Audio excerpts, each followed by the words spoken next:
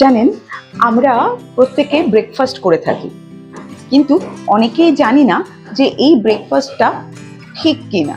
কি বলুন তো, আমরা অনেকেই কলা খাই। কলা অবশ্যই ভীষণ পুষ্টিকর একটা ফল। কলা তো মানে কি বলবো, কলা সমস্ত কিছুতে কাজে লাগে। ডক্টররা সবসময় পরামর্শ দেন যে প্রত্যেক দিন 2টো করে কলা খেতে। কিন্তু অনেক সময় এই কলার সাথে আমরা কিছু জিনিস খেয়ে থাকি যেটা ঠিক নয়। কি বলুন তো, কলার সাথে আমরা খাই ডিম, দুধ, যেখানে কলার সাথে এটা একেবারে খাওয়া উচিত নয়। এবারে অনেকেই বলতে পারেন যে আমরা তো খাচ্ছি, কোনো প্রবলেম হচ্ছে না। প্রবলেমটা আমরা হয়তো দেখতে পাচ্ছি না। একটা কথা মাথায় রাখবেন, কলা যে জিনিসটা সেটা হচ্ছে আপনার একটা ঠান্ডার প্রভাব রয়েছে, আর ডিমের মধ্যে একটা উষ্ণতার প্রভাব রয়েছে। তো এই দুটো যখন আমরা একসাথে খাচ্ছি তখন কিন্তু আমাদের পাচন তন্ত্রে একটা ক্ষতি করছে।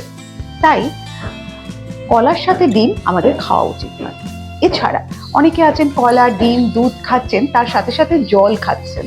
একেবারেই কলার পরে পরে জল খাওয়া উচিত নয়। এটাতেও আমাদের পাচন ক্রিয়াটা খারাপ করে দিচ্ছে।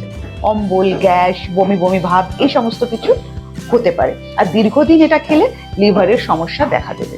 যদি প্রত্যেক দিনই আমরা কলা, ডিম একসাথে খাচ্ছি প্রত্যেক দিন, তাহলে কিন্তু অনেক বড় সমস্যা। আর একটা কথা মাথায় রাখবেন, কলার সাথে অনেকে টক জাতীয় ফল খেয়ে থাকেন। ফ্রুট স্যালাড যখন খাচ্ছি আমরা, তখন মিষ্টির সাথে টক জাতীয় ফল খাচ্ছি, সেটাও কিন্তু ঠিক নয়। কারণ মিষ্টির সাথে টক ফল খাওয়াটা একেবারেই সঠিক নয়। তাই এবার থেকে যখন আমরা ব্রেকফাস্ট করব, একটু নজরে রাখবো। ডিমের পুষ্টিগুণ ভর্তি, কলার পুষ্টিগুণ ভর্তি, দুধের পুষ্টিগুণ ভর্তি, কিন্তু সবগুলোই একসাথে সেটা আবার অন্য একটা ক্ষতি করে ফেলে। যাই হোক, ভালো থাকবেন আপনারা। নমস্কার।